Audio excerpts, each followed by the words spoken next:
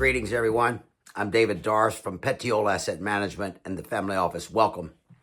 This week we just had was an amazingly historic week. At 1:18 on Wednesday, when President Trump was informed and noticed that the bond market was going down, yields were rising, stock market was going down, the dollar was going down, he had a change of heart. And at 1:18 Eastern Time, he went on the Truth Social, that's the media platform, and announced a 90-day pause on almost all of the countries where they had imposed tariffs. He did leave on the 25% tariff for cars, steel, and aluminum. That's for certain countries. The China was left out of this, a blanket exemption. China tariffs on U.S. imports right now are 125%, and U.S. tariffs on Chinese imports are 145%. That led to Wednesday, NASDAQ going up 12.2%. I cannot emphasize enough the dramatic, historic nature of this. 12.2%. That's the fastest rise for one day since January of 2001. So you got to go back 23 years. It ended up, the NASDAQ being up 7.3% for the week. The S&P, similarly, you have to go back to October 2008. S&P on Wednesday rose 9.5%. For the week as a whole, it was up 5.7%. You also had the core consumer price index, the core producer price index for March, the core CPI, 2.8%. That compares to 3.1% in February. So kind of moderation there. The Fed's looking at that very carefully. The core producer price index, which takes out food, energy, and trade services, 3.4% for March versus 3.5% for February. You had some comments by two very well-known chief executive officers, Jamie Dimon of J.P. Morgan and Larry Fink of BlackRock. Both of them expressed earlier in the week, and I think this might have been one of the triggers behind the decision to suspend, have a 90-day pause in the tariffs. They both were basically talking about the likelihood being very high of a recession this year. The Michigan Sentiment Index, they do this twice a month, as you know, so the preliminary came in at 50.8, and that's down 10.9% versus the previous month. That's a big drop. And year over year, it's down 34%. It's the second lowest reading since 1952. So you got to go back almost 73 years to have a reading that low. The inflation expectations on a one-year basis, again, this is preliminary, but it's usually pretty close when the final comes in. That'll be coming in on the 28th of this month from the University of Michigan Sentiment Survey.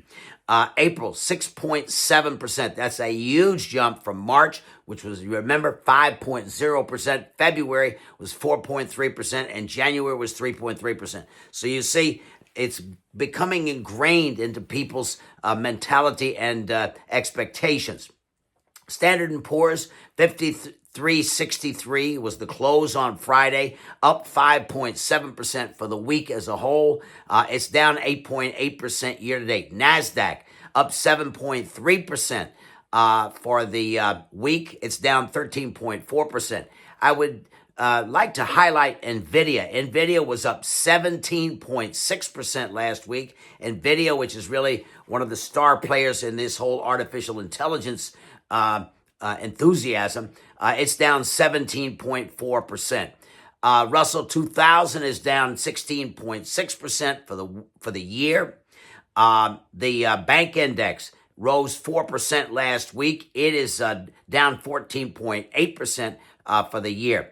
Europe was down 1.9% for the week. It's down 4.1% for the year. But don't forget the euro has been very, very strong. It's up 9.8% against the dollar. So a dollar-based investor would be coming out ahead because of that huge euro strength. Japan, similarly, very strong Japanese yen, 9.5% for the week. Year to date.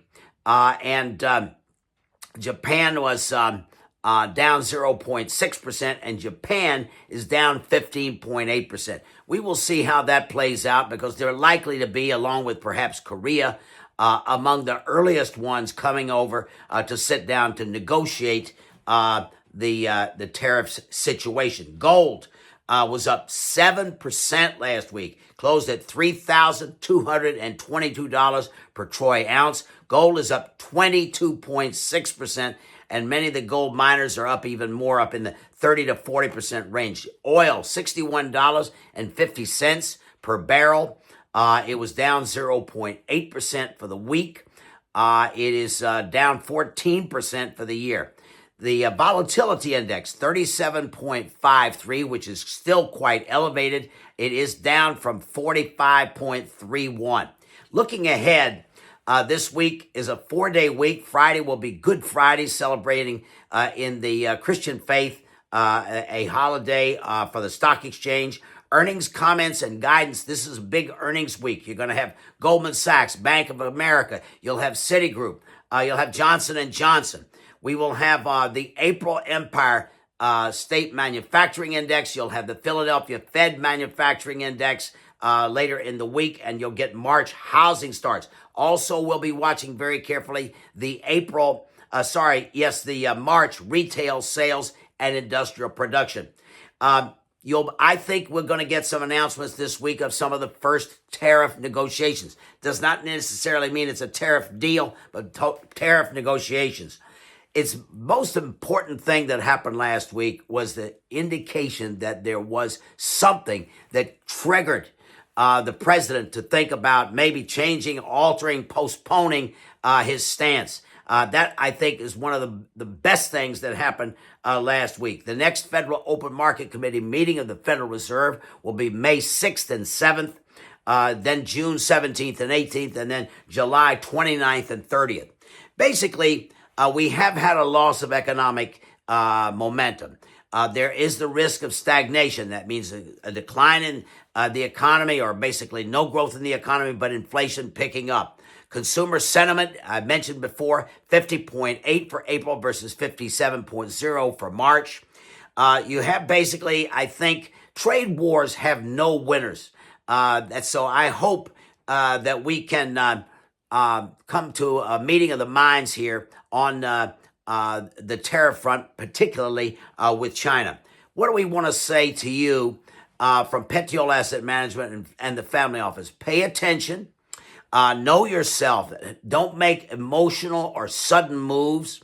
Think about things. Maybe ask people whom you trust and who have knowledge.